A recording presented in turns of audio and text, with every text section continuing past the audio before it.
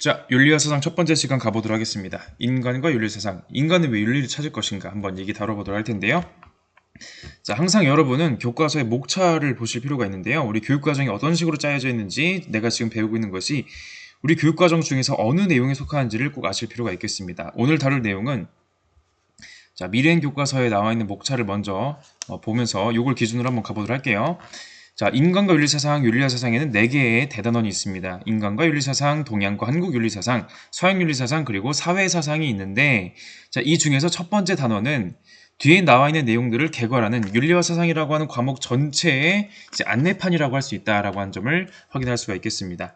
인간에게 있어서 인간이란 어떤 존재이고 인간에게 어떤 윤리가 필요한 것인지 거기에 대한 이제 아주 기본적이고 광범위한 내용들을 간략하게 배워보는 시간 다뤄보도록 할 거예요. 자, 여러분 여기 사진 보시면요. 어떤 동물인가요? 그쵸? 아프리카에 사는 얼룩말과 그리고 하이에나가 있겠습니다. 보시는 바와 같이 하이에나들이 얼룩말을 공격하는 모습이 되겠는데, 자, 심지어 가운데 보시는 것처럼 어린 얼룩말을 공격하고 있습니다. 자, 이 어리고 힘없고 약한 이런 얼룩말을 공격한다. 이게 굉장히 이제 끔찍한 일인 것 같은데, 자, 우리가 이런 일들이 끔찍하다고 해서 우리 하이에나를 이제 보면서 야, 아동 학대범이다. 어떻게 저런 끔찍한 일을 할 수 있냐? 하이에나를 감옥으로 보내야 됩니다. 이런 식으로 이야기한 사람은 아무도 없습니다. 그러나 사람이 어린이를 공격한다고 한다면 그건 굉장히 이제 천인공노할 일이라고 생각을 하겠죠. 하이에나랑 인간이랑 뭐가 다를까? 얼룩말과 인간이 뭐가 다를까? 이런 생각 한번 해볼 필요가 있겠네요. 자, 왼쪽에 나와 있는 사진도 봅시다. 자, 아까 본 사진은 약육 강식에 의해서 하이에나는 육식동물이니까 얼룩말과 같은 초식동물을 먹지 않으면 죽으니까 그런 자연의 섭리에 따라서 그럴 수밖에 없는 거 아니냐 이렇게 이야기할 수가 있잖아요. 근데 왼쪽에 나와 있는 사진 보시면요.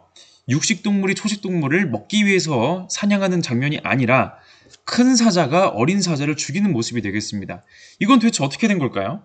자, 우리 무리 생활하는 사자는 수컷 한 마리, 우두머리 수컷 한 마리가 여러 마리 암컷을 거느리면서 이제 자신의 유전자를 퍼뜨리는 그런 역할을 하는 거죠. 이때 새로운 이제 그런 무리의 우두머리가 되었을 때 기존에 있던 이제 무리의 이제 어린 새끼들을 이제 죽이게 되는데 이제 그렇게 함으로써 이제 암컷이 새롭게 자신의 그 새끼를 낳을 수 있도록 자신의 유전자를 전파하도록 하는 그런 전략이라고 이제 그런 이야기를 들었던 적이 있네요. 자, 이런 걸 보고서 어떻게 동족을 해칠 수가 있느냐? 동족 상잔의 비극 아니냐? 이렇게 말하는 사람 없습니다. 왜? 사자랑 인간이랑 다르니까. 왜 동물은 되고 왜 사자랑 하이에나는 되고 인간은 안 된다는 것이냐? 이런 얘기 한번 다뤄볼 필요가 있겠네요. 자, 우리 여러분 교과서에 나온 내용들. 자, 우리는 지금 미래행 교과서를 기준으로 한번 보도록 할게요. 미래행 교과서를 기준으로 이제 보되 다른 교과서에 나와 있는 내용들을 같이 섞어서 한번 보도록 할 겁니다.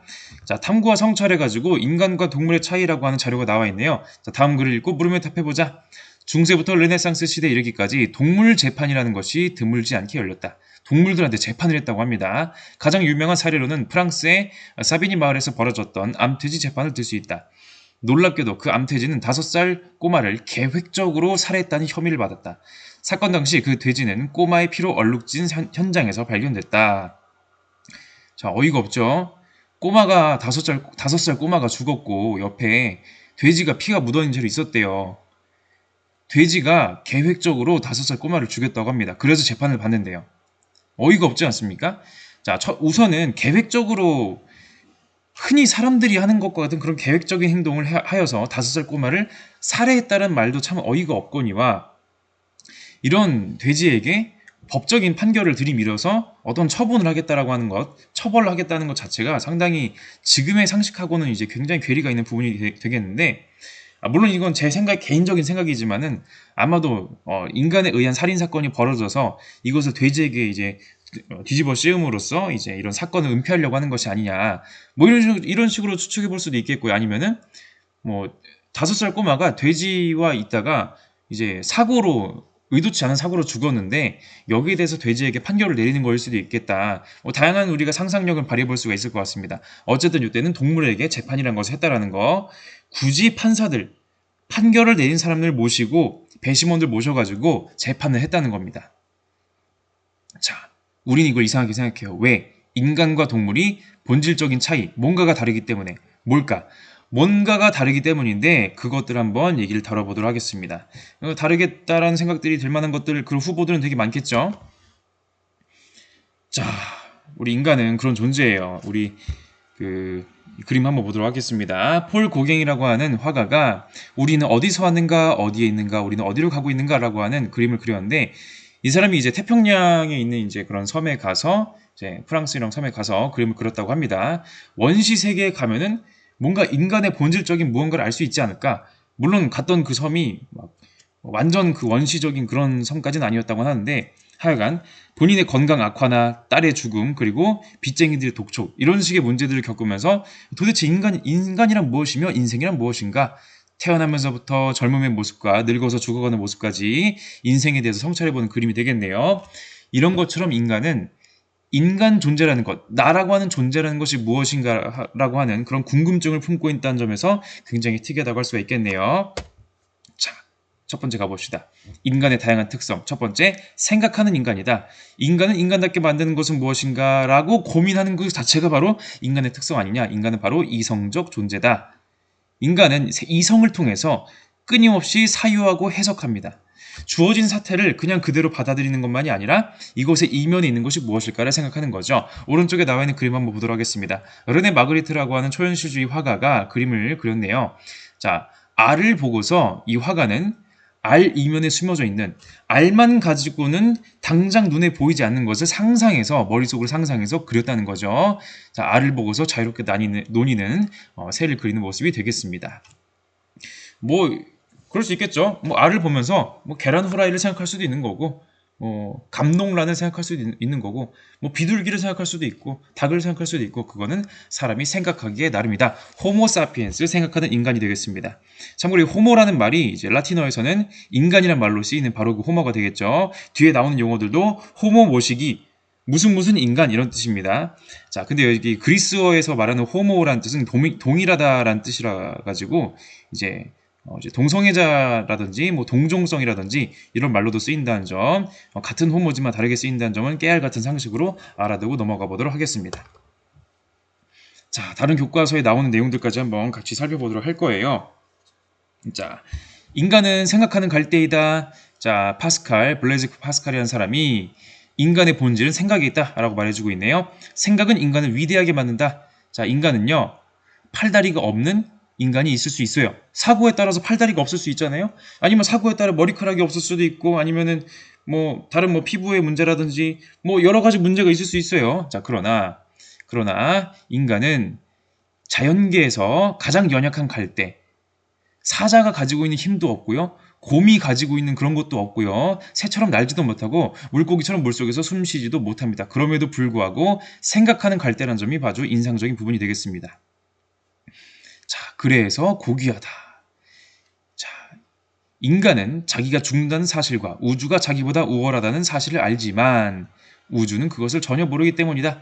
인간은 끊임없이 생각하는데 힘써야 한다. 생각하는 존재로서 인간 마땅히 생각해야 된다. 이런 식의 얘기가 되겠고요. 바로 이 생각이 바로 도덕의 근본이다 라고 얘기를 해주고 있습니다. 자, 아리스토텔레스는 이런 말을 하네요. 영양 섭취, 성장, 감각, 식물이나 동물도 하는 거예요. 식물이나 동물들 하는 거, 이런 거, 요걸 가지고 인간을 정의할 수가 없습니다. 인간을 정의할 수 있는 것은 바로 인간 고유의 기능, 이성이 되겠습니다. 자, 인간의 기능은 이성에 있다. 로댕이 생각하는 사람이라고 하는 그림도 한번 생각해 보세요. 자, 그 다음 부분도 보도록 할게요. 인간은 사회적, 정치적 존재이다. 혼자서만 정말로 진정한 의미에서 혼자 살아갈 수 있는 인간은 사실상 없다는 거죠. 저는 집에서 맨날 혼자 있는데요. 여러분이 먹는 것들, 여러분이 입는 것들, 여러분의 심지어 혼자 있다고 하는 그 거주지마저도 정말 여러분이 처음부터 끝까지 혼자 만들었습니까? 여러분이 태어나면서부터 지금 이 모습으로 살아가기 위해서는 돌봐준 존재가 있을 수밖에 없다는 거죠. 애초에 인간은 생존부터가 사회적, 정치적 존재일 수밖에 없다는 것이죠. 사회적 동물, 정치적 인간이 되겠습니다. 자, 사회적 삶을 통해 인간만의 삶의 양식을 공유하고 발전시키면서 다양한 가치를 추구해 나간다. 이 과정에서 국가를 이루고 개인과 공동체의 문제에 대해 서로 협의하며 조정한다라고 볼 수가 있겠네요. 그래서 아리스토텔레스는 이런 말 하는 거죠. 이제 인간은 본성적으로 국가 공동체를 구성한다. 인간이 국가 공동체를 구성하는 이유는요, 심심해서 그냥 하는 것도 아니고요, 재미를 위해서 하는 것도 아니고요, 그럴 수밖에 없는 본성 때문에 그렇게 하게 되는 겁니다. 그래서 공동체 속에 있을 수밖에 없는 존재이기 때문에 공동체를 넘어서서 공동체 밖에서 살아간다? 말도 안 된다는 거죠. 공동체 구성원으로서 살아갈 때에만 진정으로 자아를 실현할 수 있다. 진정으로 행복할 수 있다는 것이 바로 아리스토텔레스와 같은 공동체주의자들의 의견이 되겠습니다.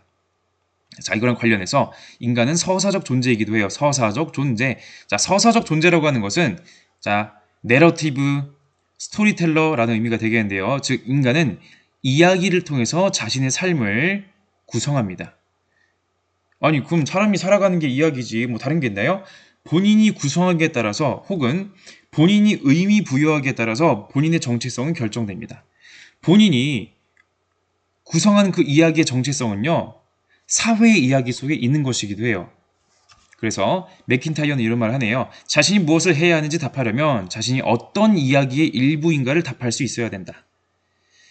나는 한국인이고요. 나는 이러이러한 역사적인 흐름 속에서 살아가고 있습니다. 한국인으로서의 정체성을 가지고 있고 이런 식의 이야기들보다 바로 서사적 존재로서의 인간이 되겠습니다. 어떤 것을 좋아하고 어떤 식의 꿈을 가지고 있고 어떤 식으로 살아왔고 어떤 식으로 살 것이다 라는 얘기들까지 전부 다 포함하는 이야기가 되겠죠. 물론 그 이야기의 큰 맥락 속에는 어떤 게 있다? 바로 사회의 이야기가 있다라는 거. 그래서 서사적 존재로서의 인간이라는 이런 표현이 위에서 말하는 사회적 정치적 존재로서의 인간이란 말과 굉장히 친하거든요. 그러니까 위에서 말한 아리스토텔레스라든지 밑에서 말한 맥킨타이어 이런 사람들이 자, 공동체주의자로서의 그런 입장을 견지하고 있다라고 보시면 되겠습니다. 밑에 자료 읽기 한번 보도록 할게요. 국가는 단순한 생존을 위해 형성되지만 훌륭한 삶을 위해 존속하는 것이다. 인간이 벌을 포함한 다른 군집 생명체보다 고차적인 정치적 동물이라는 점은 자명한 사실이다. 자, 벌도 개미도 집단을 이뤄서 살아요. 근데 이것보다도 인간은 좀 더 고차원적인 의미에서의 정치적 동물이다라고 하는데요. 자연은 어떤 이유 없이 무언가를 만들어내지 않는다는 것이 우리의 주장이다. 동물들 가운데 오직 인간만이 언어 능력을 갖추고 있다. 언어는 무엇이 유익하고 무엇이 유해한지, 무엇이 옳고 무엇이 그른지 밝히는 데 쓰인다. 인간은요, 언어를 쓰는데 이 언어의 기능 중에서 옳고 그름을 판단하는 기능, 바로 도덕적인 기능이 있다라고 하는 것입니다. 이게 바로 동물과 인간의 아주 결정적인 차이가 되겠죠. 아리스토텔레스는 그렇게 말을 하고 있는 겁니다. 공동체 속에서 도덕을 이제 파악하고 도덕에 따라서 공동체의 삶을 살아간다라는 것이 바로 그 입장이 되겠습니다. 이런 식으로 아리스토텔레스가 말한 이런 정치학 이런 그 제시문들 있잖아요. 이런 것들은 굉장히 중요하거든요. 왜냐면은 애초에 윤리와 사상이라고 하는 과목 자체가 이러한 텍스트들에서 나왔다는 거. 유명한 철학자들, 역사적인 철학자들이 주장했던 그런 원전에서 나왔기 때문에 이런 내용들은 꼭 숙지해 주시고요. 이런 걸 외우라는 게 아니라 이런 텍스트를 보면서 아, 이것이 이제 사회적 정치적 존재로서의 이야기를 하는 것이구나. 혹은 대단원 4에 가시면요. 공동체주의라고 하는 정치 입장이 있거든요.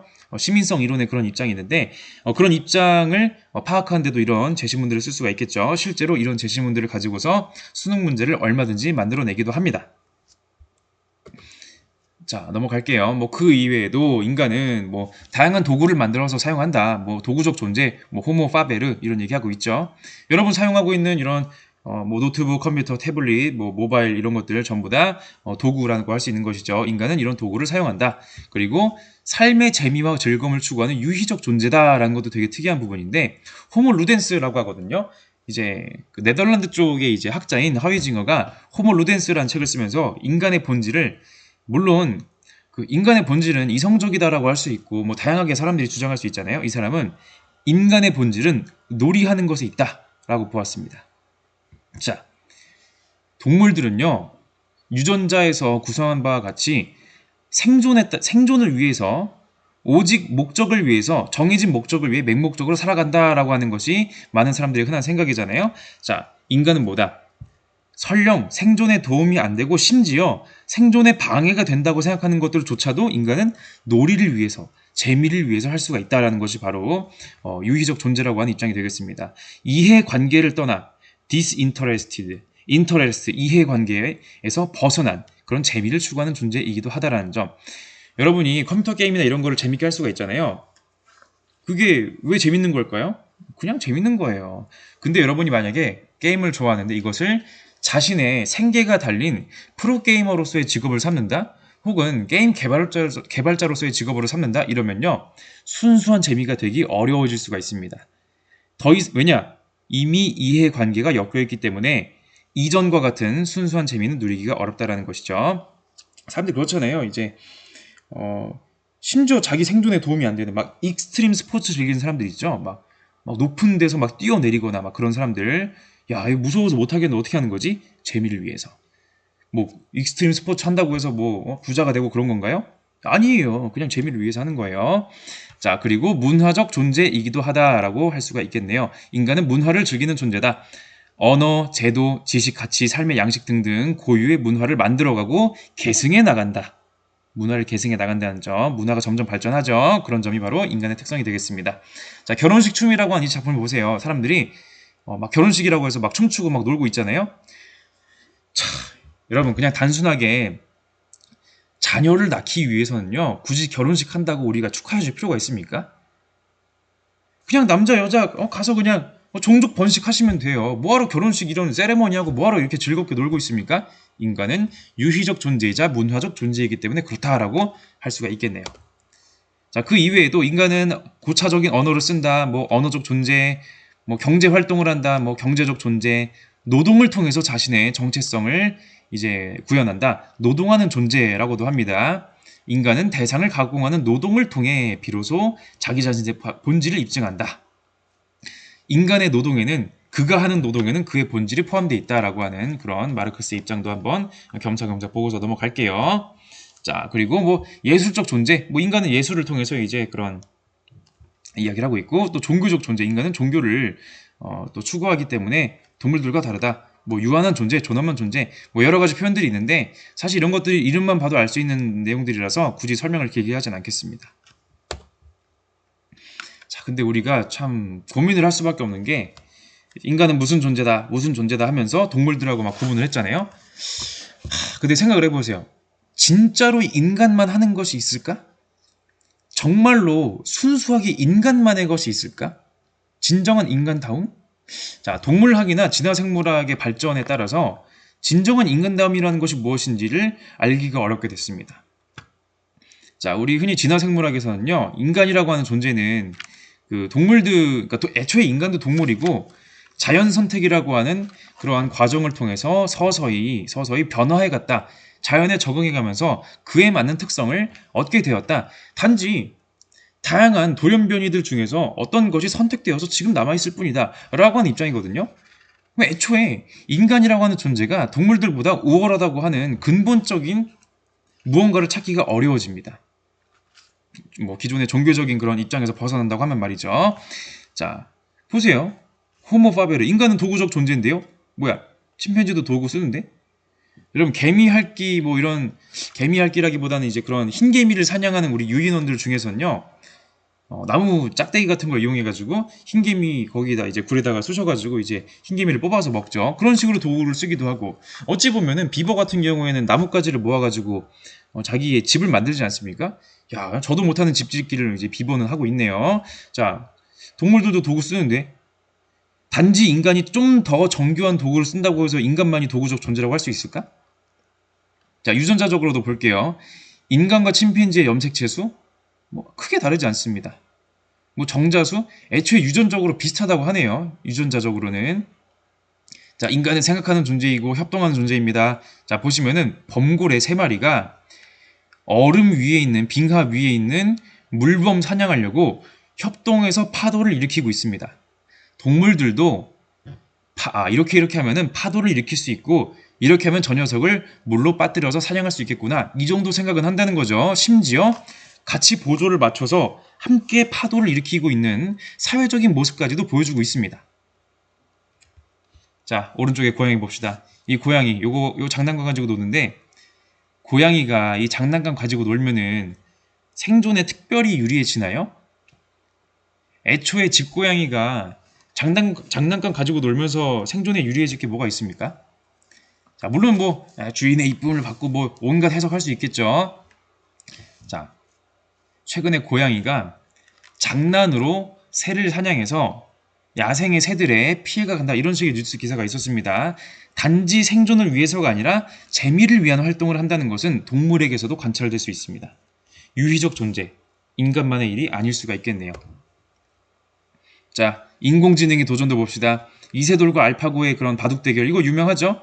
자, 아무리 인공지능이 발달해도 AI가 아무리 발달한다고 하더라도 인간의 그런 복잡한 그런 직감이라든지 그런 걸 이길 수가 없다. 야, 설마 바둑을 이기겠어? 이겼죠? 이미 이겨버렸어요. 또 AI는 어떻게 소설을 쓰나? 소설도 쓰는데요. 여러 가지 소설들의 패턴을 학습해가지고 소설을 만들어가지고 또 공모전에 또 1차 통과하기도 했다고 하네요. 자, 인공지능이 고흐의 화법을 학습을 해가지고 우리 광화문 있죠? 서울의 광화문 이 부분을 이제 고흐 화법의 방식으로 그려내기도 합니다. 이젠 그림도 그리고 작곡도 하고 아주 장난 아니에요. 예술도 하네? 자, 그래서 남은 것은 이제 윤리적 존재일 뿐인가? 자, 호모 에티쿠스, 호모 모랄리스라고 하는 바로 이 부분. 인간이 윤리적 존재라고 하는 부분만이 남지 않았는가? 이런 식으로 조심스럽게 얘기해 볼 수도 있겠네요. 물론 이제 인간의 윤리적인 특성이라는 것조차도 그런 진화적인 발달에 의해서 인간에게 남은 것이다라고 하는 사회생물학의 그런 입장이라든지 그런 것들도 있긴 합니다. 자, 뭐 도덕이나 윤리 뭐 이런 용어들 우리 뭐 인간으로서의 올바른 것을 판별하는 그런 부분이 되겠죠.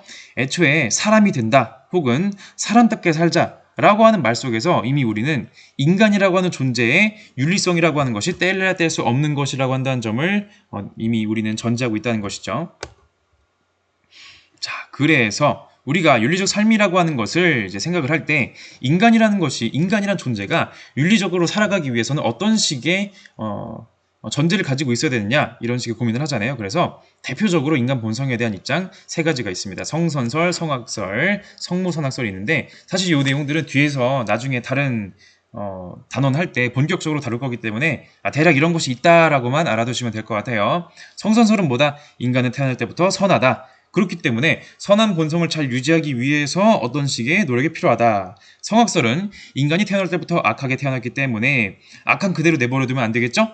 악한 본성에서 벗어나기 위해서 어떤 노력을 해야 된다. 이런 얘기 할 거예요. 성모선악설은 태어날 때부터 그런 거 없다.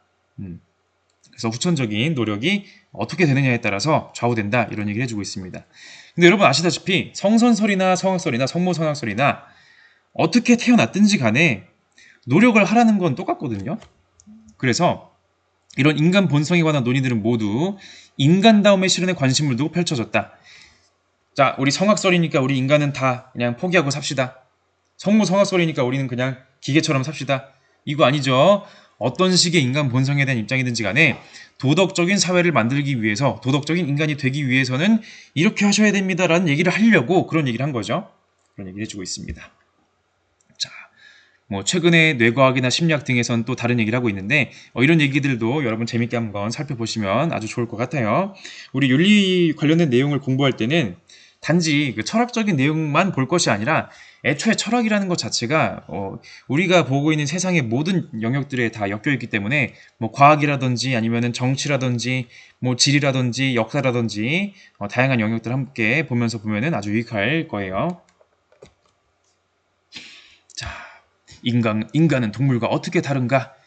자, 라고 하는 부분. 자, 갤렌 이런 사람들은 이렇게 얘기하고 있네요. 인간은 동물과 달리 결핍된 존재다.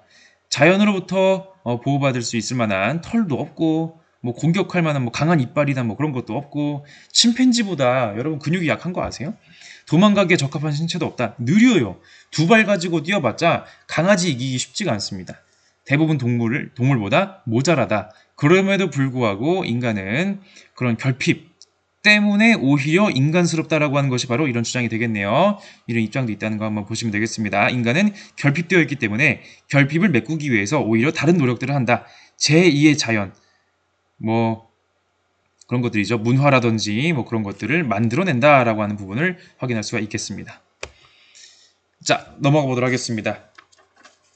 자, 우리 첫 번째 중단원의 첫 번째 소단원 다뤄보았고요. 두 번째 인간 삶에서 윤리사상과 사회사상의 중요성이라고 할 수가 있겠는데, 자, 피터 싱어는 이렇게 말했네요. 사회에서 윤리 규칙을 발전시키는 것은 사람들이 믿고 협력할 수 있도록 더 오랫동안 협력할 수 있도록 하기 위해서입니다. 그 결과는 사회 전체에도 개인에게도 이익이 됩니다. 자, 윤리 규칙을 발전시키는 이유는 뭐다? 사회 전체의 개인 플러스 사회 전체의 이익이 되기 때문이다. 우리 모두의 유익을 위해서 우리는 윤리규칙을 만드는 거예요. 라고 하는 부분이 되겠죠. 억지로 괜히 우리 괴롭히려고 만든 게 아니라 우리를 위해서 만든 것이다. 자, 윤리사상이란 무엇이냐? 어떻게 사는 것이 바람직하고 좋은 삶인가? 라는 물음에 대한 체계적인 대답이다. 라고 할 수가 있겠는데, 즉 바람직하고 좋은 삶에 대한 방향을 제시하는 것이 바로 윤리사상이 되겠네요. 이렇게 사는 것이 바람직합니다. 이렇게 사는 것이 바람직하지 않습니다. 이렇게 사셔야 돼요. 이렇게 사시면 안 돼요. 이런 얘기들을 어떻게 한다? 주먹구구식으로 하는 것이 아니라 체계적으로 대답한다는 것이고, 체계적이고 논리적으로 대답함으로써 그런 삶의 방향을 제시해주고, 이걸 통해서 피터 싱어 같은 사람이 보기에는 우리 모두에게 이익이 되는 것이구나 라고 이야기를 해주고 있네요. 자, 윤리사상이 필요한 이유는 뭐다? 첫 번째, 나는 어떤 존재인가? 라고 하는 물음과 관련하여 자아탐색의 근거를 제공한다. 즉, 인간은 자기 자신이 어떤 존재인지를 알고 싶어 하고요. 끊임없이 찾아갑니다. 내가 어떤 존재인지를 정의하기에 따라서 자신의 삶의 방향이 결정되고 실제로 자신의 생각과 행동이 바뀌어 나가는 거죠. 그래서 내가 어떤 존재인가라고 하는 그런 자아 탐색은 굉장히 중요하다고 할 수가 있겠는데, 이때 아주 중요한 지침을 제공하는 것이 바로 윤리다. 윤리 사상을 통해서 어떤 식으로 나를 되돌아봐야 되느냐, 어떤 식의 삶을 살아가느냐, 어떤 식의 삶이 바람직하지 않은 것이냐를 알아가 볼 수 있겠다는 얘기를 해주고 있네요. 자, 맹자는 이런 말을 하네요. 부끄러움은 사람에게 있어서 중대한 것이다. 임기응변의 기교를 부리는 사람은 부끄러움을 느끼지 않는다. 뭔가 내가 잘못을 했어. 잘못을 했으면요, 내가 잘못했구나. 부끄러운 줄 알아야 되는데 부끄러운 줄 모르고 그저 요리조리 빠져나가려고만 해요. 그런 사람보다 곤란하다는 거죠. 다른 사람과 같지 못함을 부끄럽게 여기지 않는다면 어찌 다른 사람과 같음을 지니겠는가? 자, 우리는 기본적으로 자신의 잘못에 대해 부끄러워하는 감정을 가지고 있다라는 것이죠. 자, 우리 그 데스노트라고 하는 만화책에 보시면요, 그 주인공이 그 데스노트라고 하는 그런 그 무시무시한 책을 줍고 나서 어떻게 하느냐? 새로운 세계의 신이 된다라고 하는 되게 그 특이한 자아상을 갖게 되는데, 이걸로 인해서 이 사람의 인격이 되게 많이 왜곡이 되거든요. 그 왜곡이 되는 과정을 여러분이 직접 한번 작품을 한번 살펴보시면 아시겠지만은, 결국에 말하고자 하는 건 무엇이다? 자아를 어떻게 설정하느냐에 따라 다르다는 것이죠. 인생이. 이때 올바른 자아를 설정하기 위해서는 윤리사상이 필요하다. 두 번째, 윤리사상은 무엇을 위해 살아야 하는가라는 물음과 관련하여 삶의 목적 및 가치체계를 제공한다. 앞서 말했던 바랑 아주 유사한 부분이 되겠는데요. 우리가 추구해야 마땅한 옳은 것이 무엇이냐, 우리가 추구하면 안 되는 나쁜 것이 무엇이냐라는 것을 이야기해 줄 수 있다는 것입니다. 자, 진정한 인간다움이 무엇이냐? 자, 공자 같은 경우에는요, 우리가 인간다움의 실현을 위해서 살아야 된다라고 얘기해주고 있고요. 아리스토텔레스는 인간의 목적은 뭐다? 행복이다. 이런 식으로 인간의 목적을 무엇으로 설정하느냐에 따라서 그 사람의 삶이 달라지게 되겠죠. 자, 세 번째, 윤리사상은 무엇을 해야 하는가 혹은 어떻게 행동하는가라는 물음과 관련하여 도덕적 행동 지침 및 판단 근거를 제공한다. 내가 뭔가 잘못된 것 같아. 이렇게 살면 안 될 것 같은데 왜 안 되는지를 설명해 주는 것이 바로 윤리사상이다 라고 할 수가 있겠습니다. 오른쪽 아래 사진 보시면요, 그 2차 세계대전 끝나고 나서 아이히만이라고 한 사람이 그 나치에서 이제 일했던 그런 장교였거든요. 그 아르헨티나에 숨어 살다가 잡혀와가지고 재판을 받는데 이런 말 합니다. 나 잘못 없는데요? 나는 그냥 위에서 시킨 대로 한 건데요? 나는 그냥 시킨 대로 한 거지 내가 잘못한 거 아니지 않습니까? 자, 우리에게 필요한 건 뭡니까? 여러분, 인간이잖아요. 인간은 스스로 생각할 수 있고 행동할 수 있습니다. 인간은 기계가 아니에요. 정말로 이것이 잘못됐다고 생각을 했다면은 이 장교의 직책을 버리고 떠날 수도 있는 거 아닙니까? 그럼 저 어떻게 먹고 삽니까? 나치 장교로 일함으로써 많은 유대인들을 비롯한 다양한 사람들이 목숨을 위협받아서 죽고 학대를 받았는데 단지 내가 좀 더 먹고 사는 것이 더 중요한가? 이런 판단 정도는 해볼 수가 있다는 거죠. 판단 누가 하는 거다? 본인이 하는 것이고요. 이때 올바른 판단이 무엇인지를 제공하는 것이 바로 윤리사상이다 라고 얘기를 해주고 있습니다. 자, 예를 들어 봅시다. 여러분이 만약에 칸트의 윤리사상을 배우면요, 칸트 정언명령이라든지 여러 가지 얘기를 할 거거든요. 그 내용을 가지고서 생명윤리 상황에 적용해 볼 수 있겠고요. 환경윤리 상황에 적용해 볼 수 있겠고요. 정보윤리 상황에 적용해 볼 수가 있어요. 윤리사상 하나를 배우면요, 이걸 가지고서 다양한 삶의 문제에 적용을 할 수가 있습니다. 우리 사회는 끊임없이 변하는데 새로운 문제들이 마구 발생하거든요. 이때 기존에 우리가 배웠었던 윤리사상을 바탕으로 해서 다양한 문제에 적응해 나갈 수도 있겠다는 것입니다. 물론 이제 흥미로운 건 이제 윤리사상이라고 하는 것도 인간이 만든 것이고 이제 완벽하지 않을 수가 있기 때문에 그런 또 새로운 윤리체계가 필요해지는 순간도 오긴 해요. 그건 추후에 얘기하도록 하고, 자, 개인에게 있어서 윤리사상에 대한 이야기를 해봤다면요, 이번에는 사회의 사상, 올바른 사회란 무엇이냐, 사회사상에 대해 얘기를 해보도록 하겠습니다. 자, 우리 마틴 루터 킹 1960년대 흑인 민권 운동을 주도했던 이제 그 미국의 위인 중 한 명이죠. 이런 유명한 연설이 있습니다. I have a dream. 나에겐 꿈이 있습니다. 나의 아이들이 피부색이 아니라 인격에 따라 평가받는 나라에 살게 되는 날이 오리라는 꿈입니다. 모든 주와 도시로부터 자유가 울려 퍼지게 할 때 우린 더 빨리 그날을 향해 갈 수 있을 것입니다. 자, 마틴 루터 킹이 생각하는 좋은 사회는 뭐다? 적어도 피부색이 아니라 인격에 따라서 평가받는 그런 나라가 바로, 그런 사회가 바로 좋은 사회다. 좋은 사회의 기본적인 조건이야 라고 얘기해주고 있네요. 그럼 만약에 지금 사는 사회가 인격보다도 피부색으로 먼저 평가를 받는 사회라고 한다면 그런 사회는 좋은 사회라고 할 수가 없겠다는 것이 바로 마틴 루터 킹의 입장이 되겠네요. 즉, 사회사상은 사회적 삶에서 나타나는 현상에 대한 해석과 지금 사회는 이러이러한 사회야 라고 평가할 수가 있죠. 좋은 사회냐 나쁜 사회냐, 그리고 사회체제나 제도의 바람직한 모습 및 그것의 구현에 관한 체계적인 사유를 의미한다. 그래서 우리는 이런 사회가 되어야 합니다. 지금 사회는 이런 식으로 굴러가고 있습니다 라고 분석하는 것도 중요한데, 이렇게 해야 합니다 라고 우리가 목표를 제공해 주는 것도 굉장히 중요한 역할이라고 할 수가 있겠죠. 어떤 목표가 바람직한 목표이냐, 개인에게 있어서 목표도 필요하겠지만은 사회에 있어서도 바람직한 목표가 필요합니다. 자, 우리 사회사상의 이제 아주 중요성, 첫 번째, 이상사회의 모습을 설계하고 이를 실현하는 방안을 모색한다. 자, 마틴 루터 킹이 말했던 이상사회는 어떤 사회입니까? 바로 피부색이 아니라 인격에 따라서 평가받는 사회가 바로 이상사회의 기본적인 조건이 되겠네요. 그런 사회가 되기 위해서는 뭐 여러 가지 방법들이 필요하겠죠. 뭐 흑인을 차별했던 법을 없애든지, 아니면 흑인들이 이제 차별받던 역사를 이제 또 교정하기 위해서 다양한 보완 정책들이 필요하다. 이런 식의 여러 가지 대책들을 마련할 수가 있겠죠. 그런 대책들을 마련한 근거가 뭐다? 바로 사회사상이다. 두 번째, 현 사회의 진단과 평가에 도움, 좋은 사회라고 하는 그런 목적이 있기 때문에 지금의 사회를 그 목적에 비추어서 평가해 볼 수가 있습니다. 지금 사회는 우리가 생각했던 이상사회의 모습에 비춰봤을 때 이러이런 점에서 모자라구나, 이러이런 점에선 잘하고 있구나, 이런 식의 진단과 평가를 할 수가 있겠죠.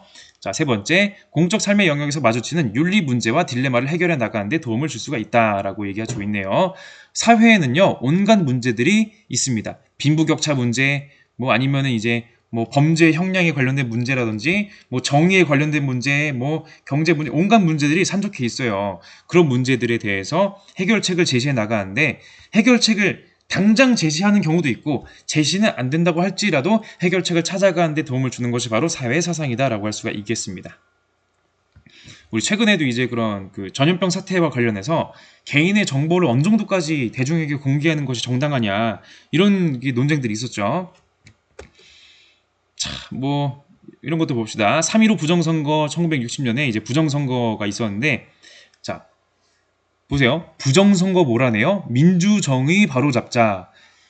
민주주의와 정의라는 것이 무엇이냐라는 것에 대한 생각이 있기 때문에, 즉 사회사상이 머릿속에 있기 때문에 지금의 이 선거가 나쁜 선거야 라고 평가하고 거기에 대해서 우리가 움직여보자라고 이렇게 얘기해 볼 수가 있는 거죠. 자, 넬슨 만델라의 아파르테이트에 대한 반대. 자, 남아프리카 공화국에서는요, 아파르테이트라고 해가지고 백인과 흑인을 차별했던 아주 그 악랄한 정책이 있었는데, 자, 이런 정책에 대해서 반대할 수 있는 근거 어디에 있다? 이게 왜 잘못됐는지 말할 수 있는 근거 어디에 있다? 바로 사회사상에 있다. 개인의 자유라든지 인간들 사이의 평등이라든지 뭐 인간들의 기본적인 권리, 인권, 이런 식의 이야기를 해볼 수가 있겠네요. 이 아파르테이트 정책은 이제 막 어떤 게 있었냐면은 그 백인하고 흑인을 엄격하게 이제 주거지도 분리하고 직업도 분리하고요. 그러니까 이제 거주 이전의 자유라든지 아니면은 이제 본인의 직업 선택의 자유를 침해하는 부분이고, 심지어 다른 인종들은 결혼도 하면 안 돼. 그런 식으로 여러 가지 자유를 억압했던 정책이었죠. 자, 오른쪽에 보시면 도미에라는 사람이 그린 3등 열차라고 하는 그림이 되겠습니다. 당시 프랑스 사회에서 소외된 서민들의 어두운 모습을 통해서 사회의 부조리함을 드러낸다.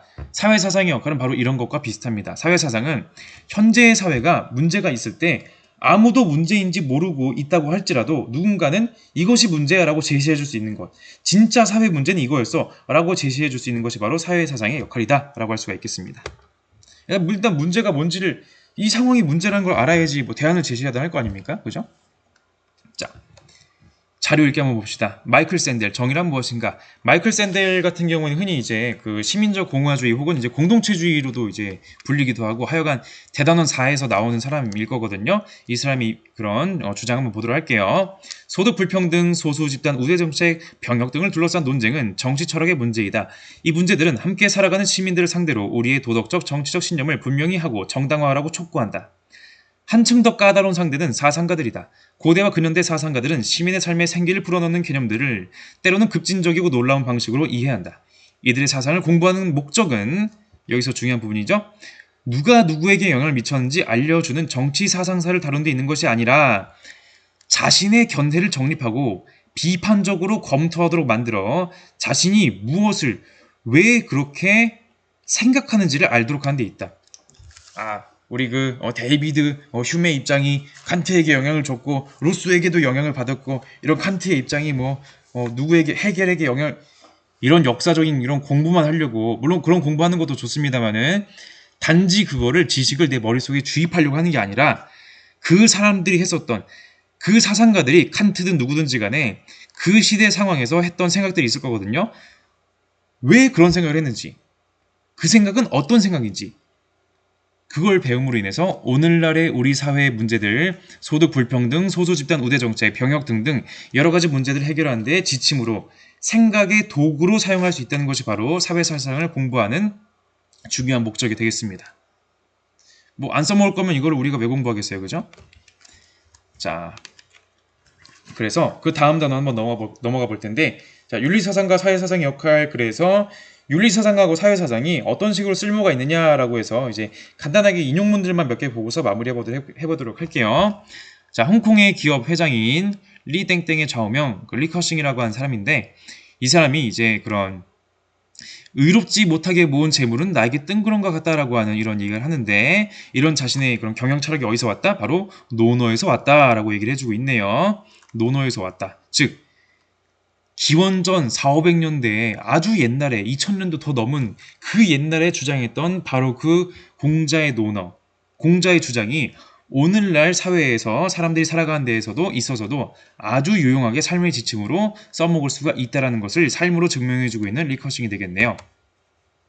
자, 이거는 이제 가상의 이런 입장이죠. 지호는 최근 공부에 대한 의욕이 사라져버렸다. 열심히 공부했지만 지쳤다. 그러다가 처음 학문을 할 때는 반드시 맨 먼저 뜻을 세워 뜻을 세우는 게 중요하죠. 그렇게 하여 자신도 성인이 되리라고 마음먹어야 한다. 공부하는 목적은 뭐에 있습니까? 단지 내가 잘 먹고 잘 살고 부자가 되고 남들보다 위에 있어가지고 우월감 느끼고 너희들은 바보야 이런 거 느끼려고 사는 게 아니라 이런 거 느끼려고 공부하는 것이 아니라 훌륭한 인격이 되기 위해서 진정한 인간다운 인간이 되기 위해서 공부하는 것이죠. 이런 걸 깨달았다고 이 가상의 제시문에서 말해주고 있네요. 율곡이의 가르침이래요. 이건 이제 율곡이의 경목요결이라고 한 책에서 온 건데 그 공부하는 사람을 이제 위해서 공부에 입문한 사람을 위해서 이런 식의 태도를 가지면 좋겠습니다라고 율곡이가 안내해준 책이 되겠습니다. 이것도 되게 좋은 책이니까 한번 꼭 읽어보시고요. 난이도도 어렵지 않고 되게 인생의 그런 지침으로 삼을 만한 그런 부분이 되게 많습니다. 자, 이것도 가상의 지문이네요. 소영이는 유기견을 마주쳤대요. 강아지를 보면 이제 불편해. 차라리 강아지가 내 눈앞에 안 보였으면. 그러다가 우연히 동물에 대한 다큐멘터리를 봤다. 다큐멘터리를 보니까 동물도 사람도 똑같이 고통을 느낀다. 동물의 삶도 마찬가지로 존중과 보호가 필요하다. 그래서 이후에 유기견 보호소에 봉사활동을 하는 실천까지 나아갔네요. 아마도 이 동물에 대한 다큐멘터리는 피터 싱어라고 하는 사람이 쓴 동물 해방이라는 책에서 내용을 가지고 온 게 아닌가라고 추측을 한번 해볼 수가 있겠습니다. 이 책도 한번 꼭 읽어보시면 좋겠는 게 오늘 우리가 이제 무심코 넘어가고 있었던 동물에 대한 여러 가지 이야기들을 다뤄주고 있습니다. 자, 이런 것도 봅시다. 이제 무심코 이제 스마트폰 쓰다가 이제 차에 치일 뻔했네요. 자, 궁리한 다음 실천 속에서 분명히 체득해야 진정한 알미 된다. 자, 저 잘 아는데요. 저 스마트폰 절제해야겠다고 스마트폰 조금만 써야 되는 거 알아. 근데 실천을 안 해. 그럼 뭔 소용입니까? 소용이 없죠? 그런 얘기 해주고 있고요. 자, 아리스토텔레스의 니코마코스 율리학. 한 마리 제비가 온다고 봄이 오지 않는 것처럼, 자, 제비 한 마리 왔다고 봄이라고 안 하죠. 제비들이 많이 보여야지 봄이라고 하는 거죠. 마찬가지로, 자, 전 이제 핸드폰 절제하겠습니다. 말로만 하면 끝? 아니라는 겁니다. 실제로 그런 실천을 계속 꾸준히 하셔야지 그런 삶을 살게 되는 것이다 라고 할 수가 있겠습니다. 중요한 습관을 갖춰가야겠죠? 자, 그런 식으로 이제 윤리사상을 우리 삶에도 적용할 수가 있겠다라고 할 수가 있겠고요. 자, 그 다음 사회사상과 우리의 삶에 대해서 한번 보도록 할 텐데, 자, 이것도 간단하게, 이 내용들도 사실은 뒤에 나와 있는 그 대단원 4에서 다룰 거긴 한데, 간단하게 한번 안내만 해드릴게요. 자, 이러한 예는 인류 역사에서 무수히 찾을 수 있다라고 하는데, 그 교과서 위쪽의 지문에는 어떤 게 나와 있냐면요. 자, 사회사상이 우리 인간의 삶에 도움을 준다. 즉, 우리 인간 삶에 있어서 인간 사회에 지침을 제공한다라고 하는 이제 그런 제시문의 설명이 있거든요. 예를 들어서, 유교 사상가들의 그런 민본주의 사상, 백성이 이제 정치의 근본이다. 민심이 천심이다. 이런 식의 사고방식을 가지고 있다면 정치인들이 국민들을 함부로 다룰 수가 없겠죠? 또 자유주의와 천부인권 사상을 우리가 가지고 있다면 예를 들어 세계인권 선언이나 대한민국 헌법이나 미국 독립선언서에 나오는 그런 것들 있잖아요. 인간은 기본적으로 평등하게 태어났고 자, 뭐 권리, 뭐 자유, 생명, 자유, 행복 추구 이런 것들이 있다라고 한다면 이런 입장을 우리가 배웠다라고 한다면 다른 사람들의 생명권, 다른 사람들의 자유권, 다른 사람들의 행복 추구권에 대해서도 우리가 마땅히 존중을 해줘야겠습니다. 또 그런 사회를 만들기 위해서 우리가 노력을 하겠죠. 자, 민주주의도 마찬가지가 되겠네요. 자, A 국가에서는요, 큰 가뭄으로 100만 명이 죽었대요. 근데 B 국가에서는 똑같이 가뭄이 터졌는데 아무도 안 죽었어. 식량난 때문에는. 어떻게 된 거야? 자, 아마르티아 센이라고 하는 이제 경제학자가 연구해보길 A라고 한 나라는 군부 독재 국가, 군부 독재, 독재자가 맘대로 한 나라예요. 국민들이 배고파요 이런 요구를 해도 안 들어주면 그만이야. 반면에 B 국가는 민주주의가 제대로 작동한 나라였기 때문에 국민들의 목소리가 반영이 안 되면 그 정치인은 다음 선거 때 반드시 패배할 수밖에 없겠네요. 자, 이런 식으로 민주주의가 잘 작동하느냐 아니냐를 또 연구해 보기도 하고요. 자, 그래서 이런 사회사상이 인간의 삶에 깊은 영향을 끼치고 있다라고 하는데 인간의 삶에서 중요한 건 역시 앞에서 말했던 윤리사상과 사회사상, 개인에 있어서의 윤리와 공동체에 있어서의 사회사상 이런 것들이 있다라고 우리가 그동안 얘기해봤잖아요. 자, 이 두 가지는 둘 다 중요하다는 점을 우리가 아시고 넘어가시면 되겠습니다. 개인의 도덕성과 공동체의 도덕성은 밀접한 관계에 있다라고 하는 점을 여러분이 꼭 참고하시고 넘어가시면 되겠고요. 윤리사상과 사회사상 역시 뗄래야 뗄 수 없는 관계다.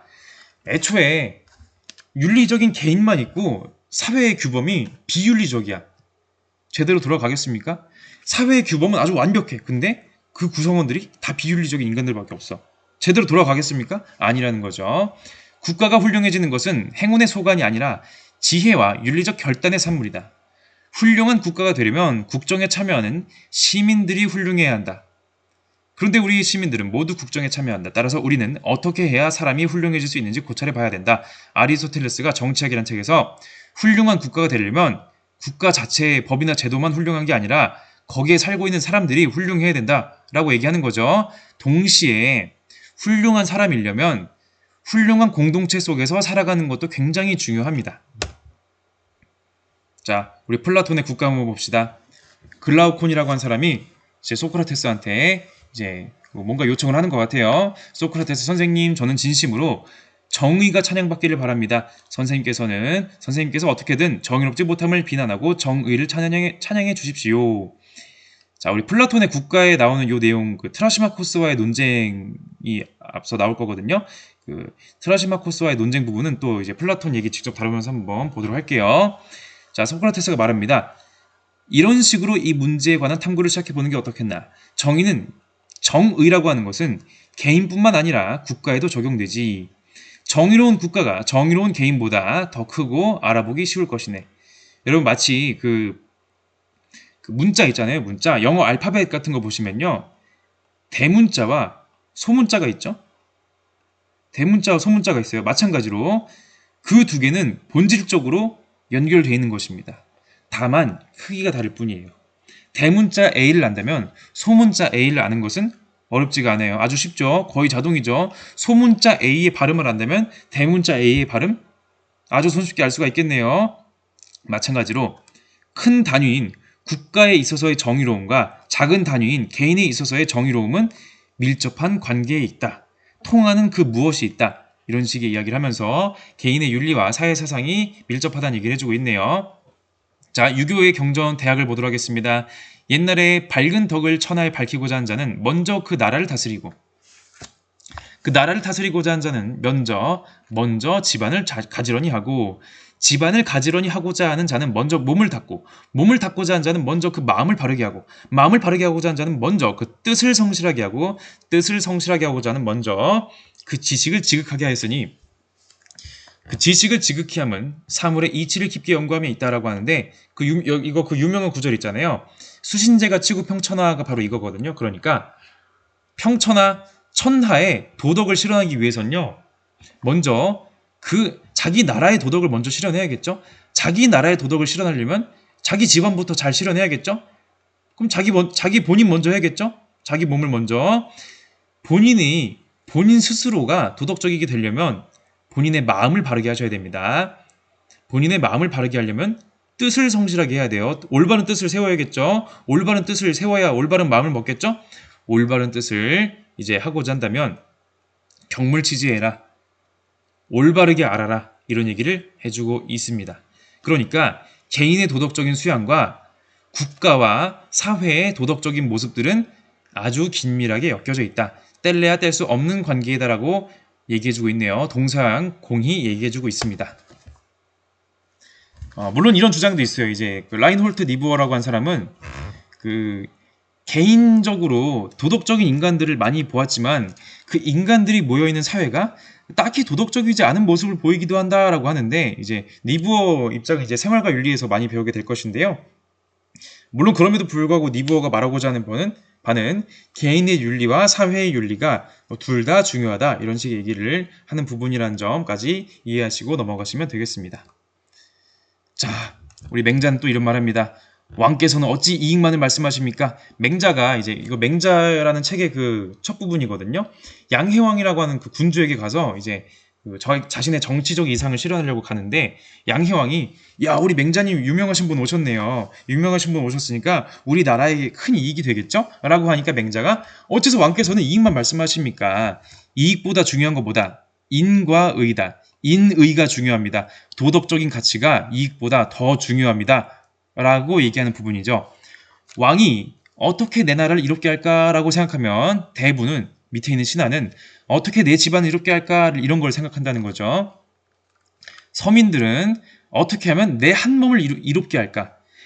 자기 가정, 자기 집안, 자기 자신만 생각한다는 거예요. 위아래가 서로 자신의 이익만 탐하면 나라는 위태로워집니다. 반대로 어떻게 내 나라를 의롭게 할까? 어떻게 정의로운 나라를 만들까? 이런 식의 고민을 하면 당연히 밑에 있는 사람들도 그런 고민을 하게 될 것이다 라고 얘기해주는 그런 취지가 되겠습니다. 플라톤의 국가에서도 한번 보세요. 국가의 수호자들은 전적으로 필요한 것이 아닌 한 어떤 사유재산도 가져서는 안 되네. 플라톤이 생각하기에 이상국가의 통치자들은요. 국가의 지도자들은 돈? 안 돼요. 비싼 물건? 안 돼요. 심지어 자신의 처자식도 있어서는 안 돼요. 내 개인 소유의 집도 있어서는 안 돼요. 다 안 돼. 뭐야? 순수하게 공동생활을 하셔야 됩니다. 왜?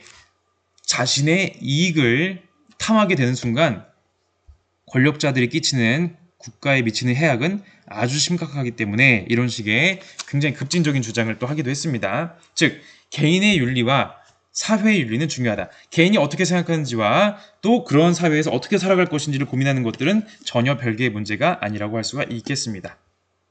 좋습니다. 여기까지 내용 다뤄보았고요. 이후의 내용들 한번 우리 본격적으로 동양 윤리 사상에 대한 내용들 한번 다뤄보도록 할 텐데요. 앞으로 이제 앞서 본 내용들 같은 경우에는 그 수능 문제로 나오는 1번 문제에서 아주 어렵지 않은 정도로 나올 거예요. 그래서 이 부분 한번 참고해서 나중에 문제풀이도 한번 같이 한번 해보도록 하겠습니다. 자, 이상입니다.